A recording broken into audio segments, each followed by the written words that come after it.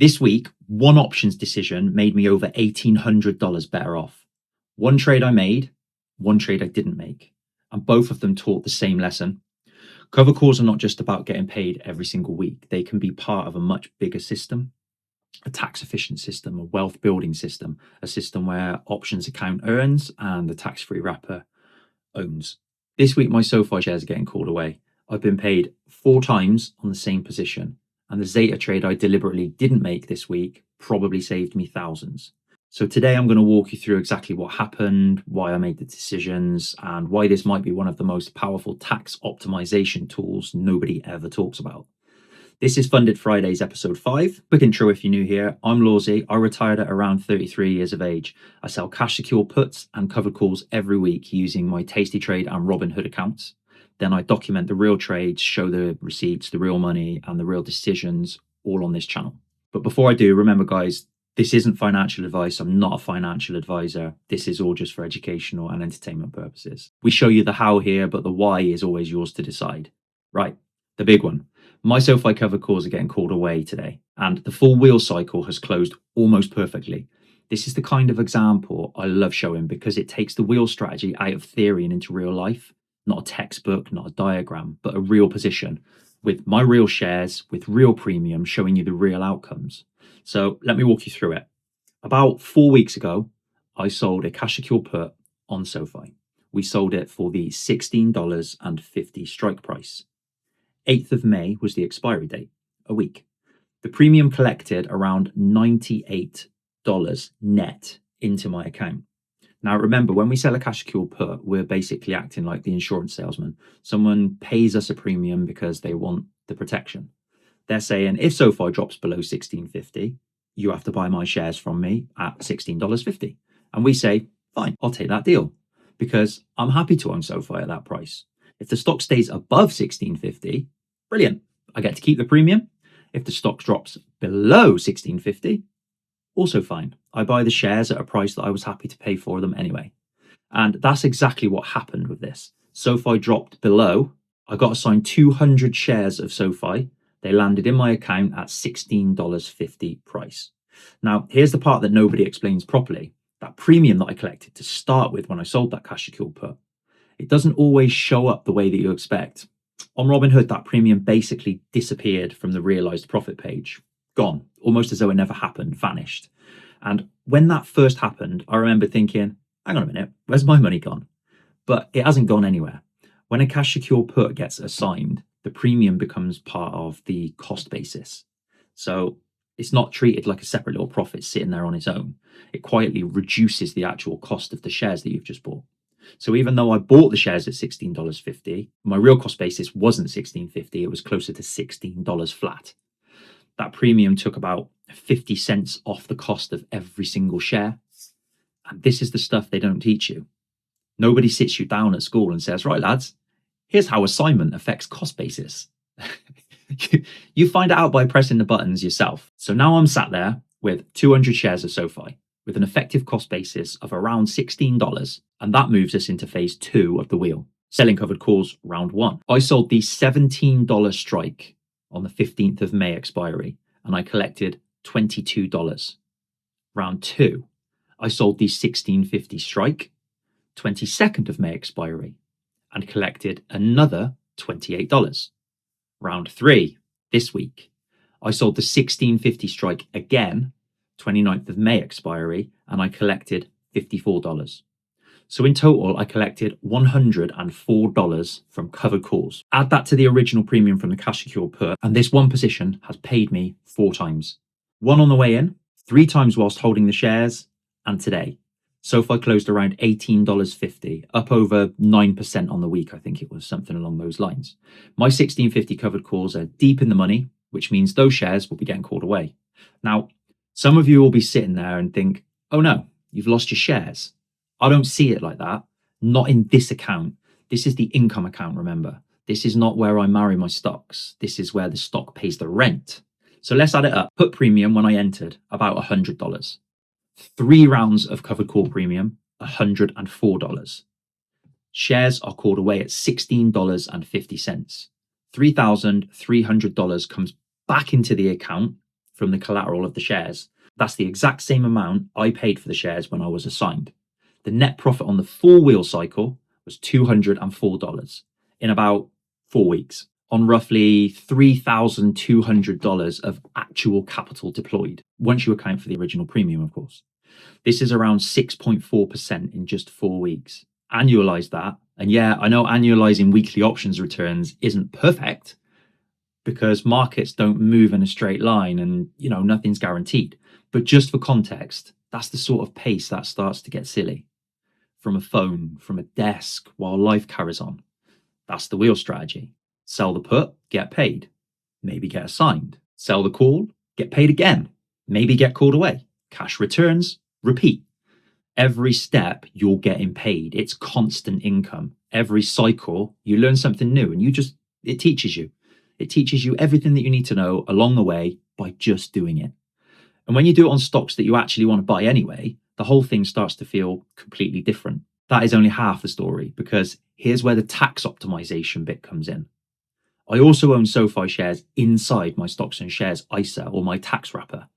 It's a different account and it's there to do a different kind of job with completely different set of rules. On those ISA shares, I don't sell covered calls. Why? Because I'm not allowed, for starters. In the UK, it doesn't allow us to do that, but mainly because the ISA is my tax-free wrapper.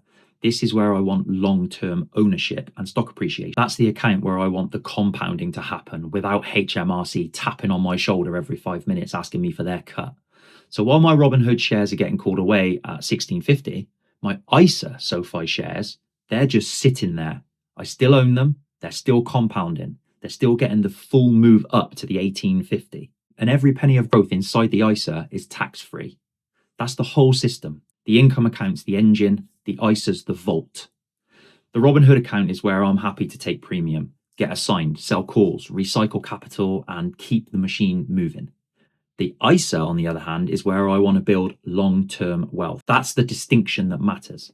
Because if I sell covered calls on every share I own, I might collect more income today, but I might also cap the exact upside that I want to keep forever. And that's where people get covered calls wrong. They think the goal is just the premium, but premium's only good if the decision's good. If I cap the stock inside my tax-free wrapper, then it rips higher. I have not just missed a bit of profit. I may have given away tax-free appreciation. That is a different game. So the way I think about it now is very simple. Income generation happens in the options account. Cash secure puts, covered calls, weekly premium, wheel strategy, recycling capital. Wealth accumulation happens in the ISA or your tax-free wrapper. Long-term shares, conviction holds, compound left alone to just do its thing. And every pound of premium I earn in the options account can be moved into the ISA, where it buys those assets for the tax-free growth for the long term. This is what real tax optimization looks like to me, not some fancy offshore structure, not a loophole you need a private banker. We're just using the right account for the right job. And once you understand that, the whole game changes. If you're watching from the US, remember it's exactly the same idea. You might think Roth IRA instead of the ISA, different country, different rules, but the principle stays exactly the same. Use trading to fund investing. That's the middle ground, and that's what we do at OptionsBrit. Now, let me tell you about the trade that I didn't make this week, because this might just be the more important lesson. ZETA. I own 500 shares of ZETA in my Tasty Trade account. The cost basis is around $16.16. Normally, this is the exact sort of position that I would sell cover calls on. 500 shares means 5 contracts. Lovely. Weekly income, shares paying rent. That's the plan, right? But this week, I left it completely alone. And that decision was worth far more than the premium that I would have collected. Here's why. Monday was Memorial Day in the US, so the markets were closed. Less time, less premium. Already the setup was not amazing for us. Then Tuesday came around. The market opened and ZETA started doing something interesting on the chart. It broke through a long-term resistance line. Now, if you don't speak chart, resistance is basically the level that the stock keeps banging its head. It tries to push through, but it always falls back down, or it usually falls back down. It tries again, fails again. When it finally breaks through that level properly, it can move pretty rapidly. Not always, nothing always happens in markets, but it can. And when it does, selling a covered call too early can be painful. So I had two choices here. Choice number one, I sell 5 covered calls at the $20 strike, collect at around $135 in premium, and cap my upside at $20. Nice income, clean trade, very tempting. Choice number two, however, do nothing. There's no premium collected, there's no income, there's no little dopamine hit from selling those contracts, but I leave the shares uncapped. And if the breakout continues to run, I will benefit from that full move. And this is where options trading becomes more than just pressing buttons, because you're not just asking how much premium can I collect? You're asking, what am I giving up to collect it? This week I looked at ZETA and I thought, if I'm wrong, I miss out on $135 of premium. Annoying, but not life-changing. If I'm right, however, and ZETA runs through 20, selling those calls could cost me a lot more than $135. So on this instance, I decided to back the chart. I trusted the read and I didn't sell a single contract. Today, ZETA closed at $22.33, up over 10% on the week. If I had sold the $20 covered calls, those shares would now be capped at 20. 500 shares, $2.33 of upside above the strike. That's about $1,165 of upside that I would have missed. So the decision not to trade made me around about $1,000 better off than I would have been if I'd have forced those covered calls. And that is massive, because sometimes the best options trade is no trade at all. That sounds boring and it doesn't make the flashy thumbnail. It does not give you the trade confirmation to screenshot, but it's real. The premium will be there next week. The breakout might not. And if the stock is telling you it wants to move, sometimes the smartest thing that you can do is just get out of his way. This is one of the biggest lessons I've learned doing this publicly. At the start, it's easy to think that you can have a trade every single week because it's Funded Fridays, because people are watching, because the whole channel's built on premium and income generation. But that's the wrong way to think about it. Good decisions first, premium is always second. Always. A bad covered call is not made better because it paid you. A bad cash secure put is not made better because the premiums looked juicy. And a skipped trade isn't failure if skipping it protects your upside. That's proper decision making. And that connects directly back to the tax optimization thread that we've been running through this video.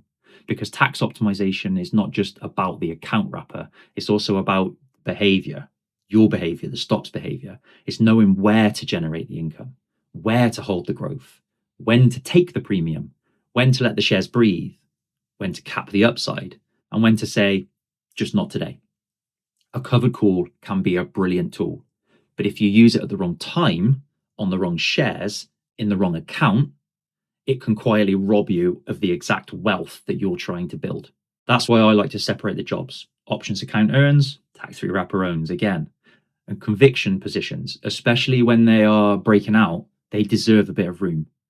Now, on the lifestyle side, this week was a proper corker as well. Thursday, I was on the Hilton golf course with my mates. It was a beautiful day. The sun was out. We had a nice coffee in the morning. The greens were looking absolutely fantastic. It was just one of those days where you look around and you think, yeah, this is the point. This is why I do it. This is why I've done what I've done, made the decisions that I've made to get to this point in time. And the funny bit is, my mates had to book the annual leave to be there. They had to ask permission from work. They had to use one of their days off. Me? I didn't. I just turned up. No annual leave, no manager, no shift swap, no awkward email. Just, yeah, I'm playing golf Thursday. And that's what this whole thing is actually all about. It's not the golf. It's not the flex, not pretending every day is some perfect Instagram retirement moment. It's about having control over your calendar. It's about being the mate who can always say yes. Yes to golf. Yes to breakfast. Yes to picking the kids up. Yes to going for a dog walk. Yes to a slow morning. That's the real win, remember. I was able to go and have breakfast with my dad this week. Coffee, eggs, chatting. No rush, no clock watching. No, I've just got to be somewhere in 20 minutes. Just time. And you don't get that back. And I know I keep saying it, but retirement is not an age. It's a stage. It's the stage where your money, your business, your investments, and your systems start giving you back time. That's what we are building. That is what options income is for. It's not just a number on a screen. Now, Monday's the 1st of June. We've got a fresh month. And in our house, the first of the month is basically a financial ritual. Business profits roll into my SIPP account. For anyone outside of the UK, a SIPP is a self-invested personal pension. It's a pension account where you control the investments. And because I run my own limited company, the company can make employer pension contributions directly into it. That means the contributions comes out of my business profits before corporation tax. So instead of pulling the money out personally, paying tax, then trying to invest what's left, the business pays straight into the pension. That's powerful, quietly powerful. And this is the sort of thing that I had no clue about a few years ago. Nobody in school said, by the way, you build a company one day, you can use employer pension contributions to invest pre-tax. Nobody told me that. I found it out because I got obsessed with where the money was leaking. Same morning, my ETF order goes in. Set and forget. Global funds, long-term compounding. My kids' accounts get topped up. The same amount every single month without fail. My wife's pension gets topped up. Same idea every single month. And the important bit is this. Every single one of those payments has a job. The options account funds the ISA. The business funds the pensions. The wrapper protects the growth. And the whole system compounds in the background whilst I'm out playing golf or having breakfast with my dad or walking the dog. That's the machine. No one magic trade, no one stock, no one lucky week. It's a system, and it's all based on a system that you can generate over time. That is the whole game. So let's bring this back and look at what happened this week. 2 decisions, 1 trade I made, 1 trade I didn't. The trade I made closed the full wheel cycle on SOFI this week. Cash secured put assignment, covered calls, called away. $244 profit, cash back in the account, ready to go again next week. And while that happened, my SOFI shares inside the ISA kept the full appreciation tax-free. That's the system working exactly how it's supposed to work. Then the trade that didn't happen, ZETA, saved me from capping my upside during a huge breakout. No premium collected, but over $1,000 better off because I left the shares alone. That is also the system working, because the goal is not to collect the premium at all costs. The goal is to make good decisions with capital. This week, those 2 decisions together were worth north of $1,000 from a phone, a desk, a chair, just where I lived my life on a golf course with mates, breakfast with my dad. And this is what they do not teach at school. They teach you how to pass your exams. They teach you how to get a job. They teach you how to earn money, but they don't teach you how to make your money work around your life. They don't teach you how to use covered calls properly. They don't teach you how assignment affects cost basis. They don't teach you the difference between an income account and a wealth generation account. And they certainly don't teach you how powerful a tax-free wrapper can be when you actually have a system for feeding it. And the biggest lesson is that sometimes the most profitable trade is the one you leave alone. That's what you have to figure out for yourself. This is covered calls for tax optimization, not in the boring spreadsheet sense, in the real life sense. The wheel strategy is the income engine. The ISA is the vault. The SIPP as a pre-tax catapult. The business is the cash flow machine, and the whole thing designed around buying back time. That's what I wish someone had explained to me years ago, because once you see it, you can't unsee it. Monday the 1st of June, we go again. Higher SOFI prices probably mean better premiums. Higher ZETA prices probably mean better covered call setups when the time is right, of course. The options account is sitting there with banked premium ready to deploy. The ISA is waiting to own more. The SIPP transfer is queued up. We've got a new month with the same systems, with the same wrappers, with the same wheel turning. If you're new here and any of this made sense, please do hit subscribe. Every Monday, I'm making my trades, and every Friday, I'm showing the proof with real money. It's my real trades based on my real decisions and real life, as you've just seen here. And if you're thinking about Robinhood UK, my referral link is in the description, and we both get shares. If you're in the UK and you're looking to move money to Tasty Trade, the Wise link is down there as well. But more than anything, if you're watching this and you've never heard anyone in real life talk about tax optimization, options income, ISAs, SIPPs, cost basis, covered calls, or using trading to fund investing, ask yourself one thing. Why not? Why are we taught everything except how money actually works? Maybe because they don't want too many millionaires. Nobody taught me this, so now I'm teaching you. Here at OptionsBrit, we learn the how so we can afford the why. Retirement isn't an age, it's a stage. I'll see you in the next one. Bye for now.